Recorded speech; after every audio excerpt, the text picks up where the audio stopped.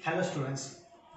Friends, chapter number 3 electrochemistry में अब तक हमने लास्ट लेक्चर में डिस्कशन की थी डैनियल सेल और इलेक्ट्रोकेमिकल सेल और जिंक कॉपर सेल, और उसमें हमने लास्ट टॉपिक और लास्ट लेक्चर में एक लास्ट टॉपिक पढ़ा था जो हमारा था functions of salt bridge and representation of a electrochemical cell. Friends, आज का एक नया टॉपिक आपके सामने में लेके आ रहा हूँ, और इस टॉपिक में हमें देखना ये है कि हमने जो इलेक्ट्रोकेमिकल सेल बनाया था जिसमें हमने जिंक इलेक्ट्रोड लिया था और कॉपर का इलेक्ट्रोड लिया था, हमने दोनों इलेक्ट्रोड को ज्वाइन किया था।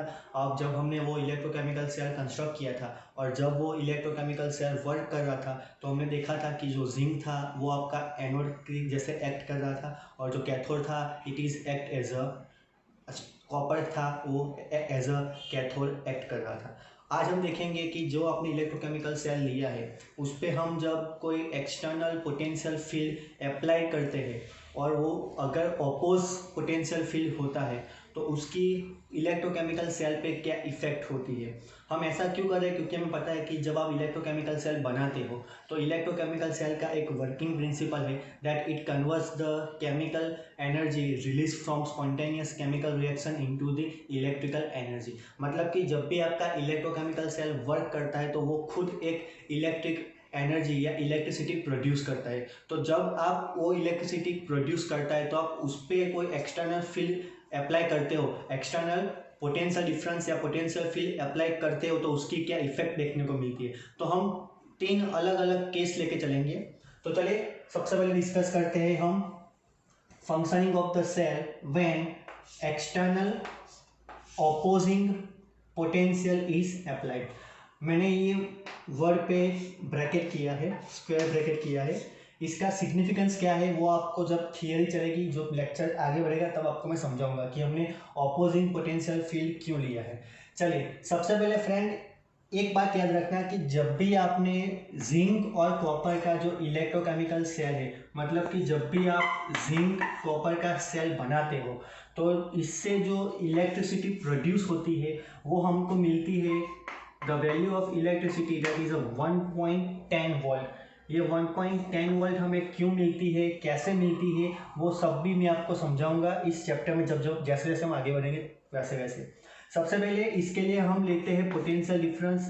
पोटेंशियल डिफरेंस क्या है वो भी मैं आपको समझाऊंगा, इलेक्ट्रो पोटेंशियल किसको कहते हैं वो सब हम देखेंगे। लेकिन अभी हम केवल फोकस करेंगे ऑपोजिंग एक्सटर्नल पोटेंशियल आपने अप्लाइड किया तो सेल आपका कैसे फंक्शन।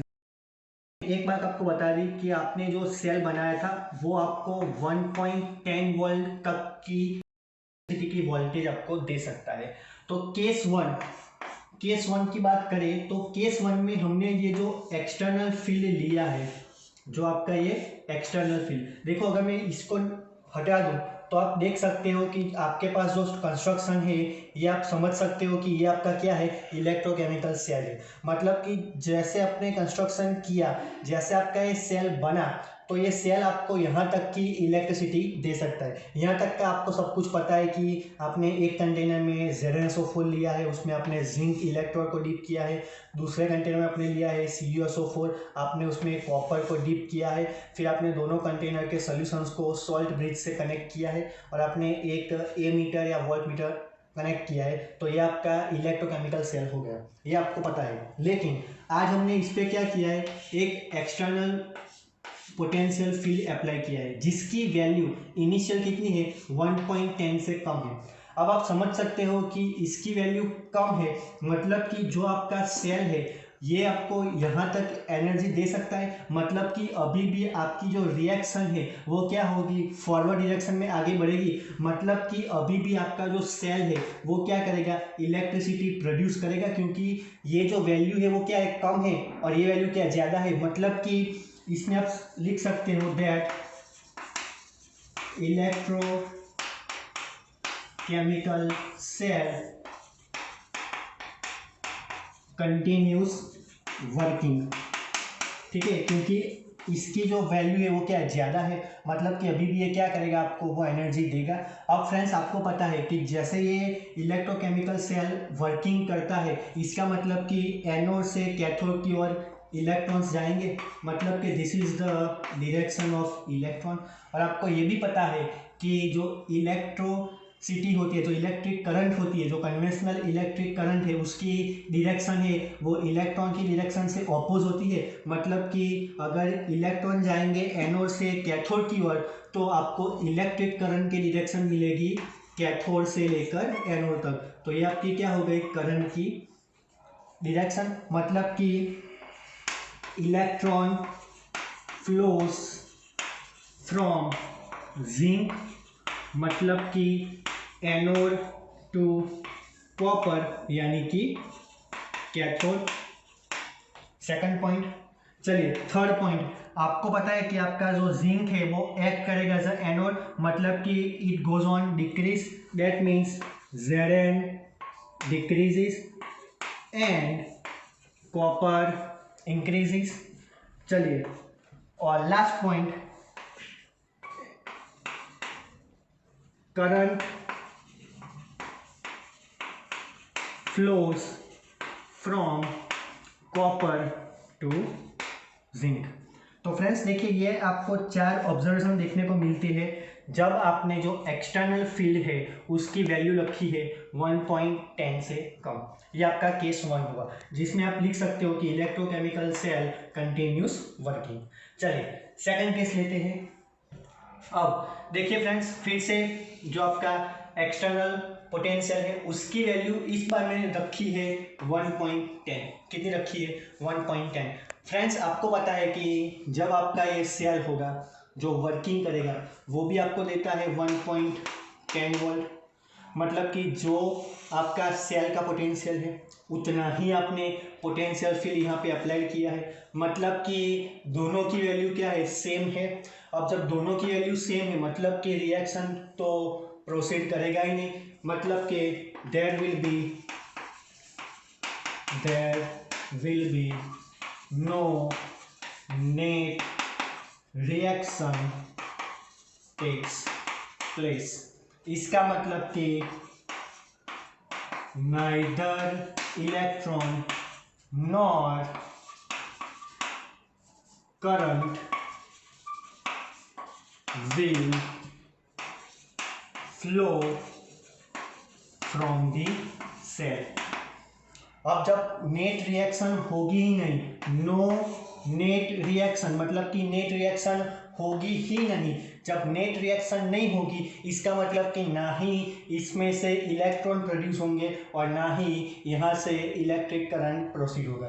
क्लियर। देखो फ्रेंड्स, ये जो कंसेप्ट आपको अगर कोरिलेट करना है तो आप इसको क्लास 11 चैप्टर नंबर 7 इक्विलिब्रियम से आप इसको रिलेट कर सकते हो कि अगर आपने रिएक्टेंट और प्रोडक्ट दोनों की कंसंट्रेशन सेम रखी तो आपको पता है कि at the time of equilibrium अगर दोनों की कंसंट्रेशन सेम है दैट मीन्स बोथ और रिमेन्स कांस्टेंट, तो आप कहते थे कि there will be no net reaction take place. तो सेम केस ऐसा है, जब रिएक्शन नहीं होगी मतलब कि there will be no electric current proceed, there will be no electron will be pass। अगर आपको एक और देखना हो तो आप इसको कोरिलेट कर सकते हो। एक और टर्म चैप्टर नंबर 6 में आपने पढ़ा था गिब्स फ्री एनर्जी, आपने उसमें 3 टर्म्स लिखे थे, delta G less than 0, delta G is equal to 0 और डेल्टा जी ग्रेटर देन 0। देखो इसको अगर हम कोरिलेट करें तो आपका पहला एक था ई एक्सटर्नल लेस देन 1.10, आपका दूसरा केस था ई एक्सटर्नल इज इक्वल टू 1.10 और आपका तीसरा केस था ई एक्सटर्नल ग्रेटर देन 1.10। ये हम अभी डिस्कस करेंगे। हमने अभी के लिए इन दोनों टर्म्स को पढ़ा था।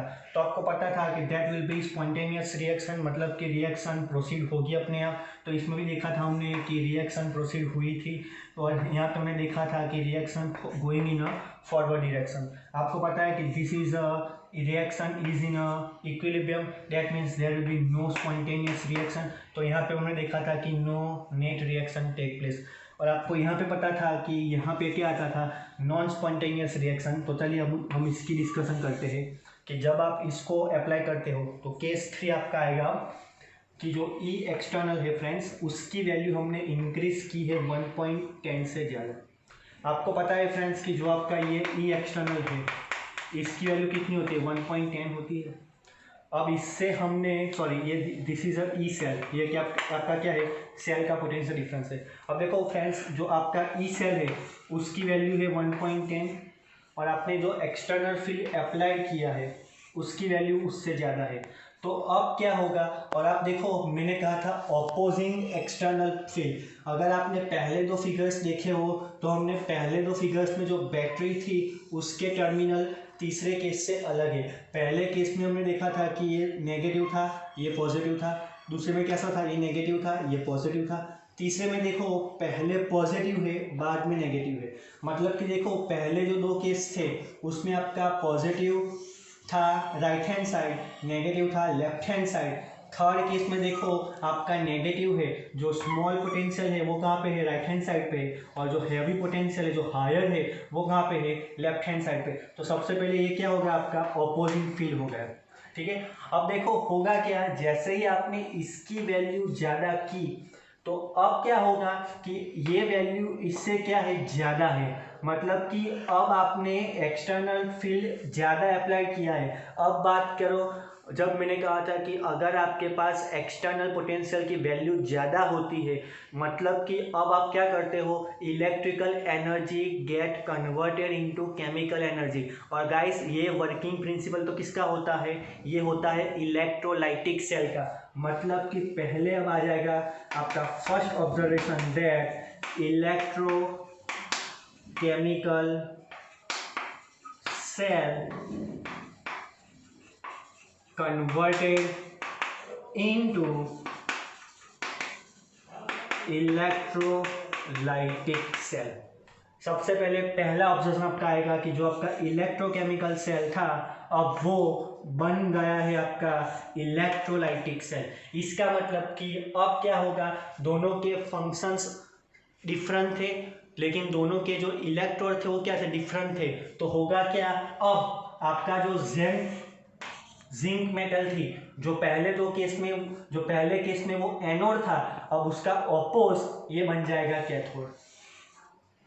जो कॉपर पहले केस में आपका क्या था, कैथोड, अब वो बन जाएगा एनोड। इसका मतलब कि अब होगा क्या, अब आपको पता चल गया है कि अगर ये एनोड है तो यहाँ से इलेक्ट्रॉन क्या करेंगे, फ्लो होंगे टूवर्ड्स जिंक, और आपका जो इलेक्ट्रिक करंट है उसकी डायरेक्शन चेंज हो जाएगी और उसकी डायरेक्शन आपको देखने को मिलेगी पॉजिटिव टू नेगेटिव। और आप देख सकते हो कि ये आपका पॉजिटिव टर्मिनल है तो ये आपका हो जाएगा positive to negative. Clear, yes या नो। तो देखो गाइस, अब इसमें क्या आ जाएगा, तो इसमें सबसे पहले आ जाएगा copper act as anode and zinc act as cathode.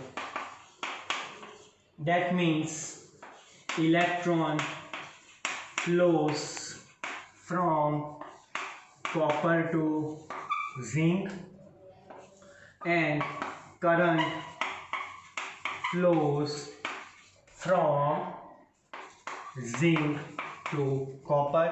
और इसमें क्या आ जाएगा, अब आप समझ सकते हो कि कॉपर आपका एनोड है, that means copper goes on decrease and zinc goes on increase. Clear, ऐसा क्यों होगा, तो आपको पता है कि कॉपर का क्या होगा, तो कॉपर का होगा ऑक्सीडेशन होगा, तो जो कॉपर है उसमें से क्या बनेगा, कॉपर +2 बनेगा। मतलब कि धीरे धीरे कॉपर का क्या होगा, डीके होगा, means copper goes on decreasing. Zinc का क्या होगा, रिडक्शन होगा, क्योंकि वो तो क्या कैथोड है, तो यहाँ पे जो आपके Zn+2 आयंस है those are get converted into zinc metal, this is the function of reduction. तो धीरे धीरे जिंक मेटल यहाँ पे क्या होगी, कलेक्ट होगी, मतलब कि zinc goes on increase and copper goes on decrease. Clear, so guys this is the effect of external field over your electrochemical cell. सबसे छोटा टॉपिक है, ज़्यादा कुछ कंफ्यूज होने की ज़रूरत नहीं है। हमने 3 केस लिए हैं, तीनों केस को मैंने कोरिलेट किया है गिब्स फ्रेयर जी के साथ। अब आपको पता है कि देखिए इसमें क्या होता है, तो इसमें होता है नॉन स्पॉन्टेनियस रिएक्शन, क्या होती है, नॉन स्पॉन्टेनियस रिएक्शन। और फ्रेंड्स आपको भी पता है कि इन दोनों में जिंक की रिएक्टिविटी ज़्यादा होती है, मतलब कि स्पॉन्टेनियस रिएक्शन होगी तो जिंक का इजीली हो जाएगा ऑक्सीडेशन और कॉपर का इजीली हो जाएगा रिडक्शन। ये आपकी क्या होती है, स्पॉन्टेनियस रिएक्शन। लेकिन यहाँ पे देखो, यहाँ पे आपका कॉपर का हो रहा है ऑक्सीडेशन, जिंक का हो रहा है रिडक्शन, और आपको भी पता है कि ये तो नॉन स्पॉन्टेनियस है क्योंकि जिंक की रिएक्टिविटी ज़्यादा होती है, जिंक कभी भी इजीली रिड्यूस नहीं होता। लेकिन यहाँ पे क्या हो रहा है, तो यहाँ पे हो रहा है जिंक का रिडक्शन और कॉपर का क्या हो रहा है फ्रेंड्स, ऑक्सीडेशन। तो ये इनिशियली कैसी है, नॉन स्पॉन्टेनियस रिएक्शन। लेकिन आपने एक्सटर्नल फील्ड ज़्यादा रखा है, एक्सटर्नल इलेक्ट्रिक करंट का जो पोटेंशियल डिफरेंस है वो बहुत ज़्यादा है in compare to cell difference और इलेक्ट्रॉन सेल, तो इसीलिए आपकी जो नॉन स्पॉन्टेनियस रिएक्शन है वो क्या हो रही है मीन्स नॉन स्पॉन्टेनियस रिएक्शन को अगर हमें कराना है तो it can be occurs in the presence of only and only external field, and that's why electrochemical cell converted into electrolytic cell। क्यों, क्योंकि हमने देखा था that in electrolytic cell with the help of external electric field non spontaneous reaction carry out। तो ये non spontaneous reaction था जिसको हमने कैरी आउट कराया है with the help of external field, and that's why this is not your electrochemical cell, this is your electrolytic cell. Okay, तो एक बार आप देख सकते हो, this is your 3 case. Case 1 less than 1.1 electron volt, case 2 less than और is equal to 1.10 volt, and case 3 greater than 1.10 volt, that is the value of your E external। Thank you।